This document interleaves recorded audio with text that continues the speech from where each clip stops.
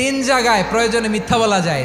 এক নাম্বার, আপনার ওয়াইফকে খুশি করার জন্য, সে একটু এরকম না বলে একটু কৌশল করে বললে খুশি হবে, ওটা বলা যায়। দুই নাম্বার, জীবন মরণের ব্যাপার, যান বাঁচানোর জন্য একটু কৌশল করে ঘুরিয়ে বললেন, এটা জায়েজ। তিন নাম্বার, দুইজন ঝগড়া লাগছে তাদেরকে মিলিয়ে দেওয়ার জন্য কৌশল করে একটু মিথ্যা বলা, ঘুরিয়ে বলা যায়। দুইজনের মধ্যে দেখলেন যে সম্পর্ক খারাপ, একজনরে বললেন, ভাই সে তো ওই দিন আপনার ব্যাপারে অনেক প্রশংসা। কি আমার ব্যাপারে প্রশংসা? কি বললো? এই বললো আপনি নাকি এই করছেন ওই করছেন, অনেক প্রশংসা। লোকটার মন খুশি হয়ে যাবে তার ব্যাপারে, ঠিক কিনা?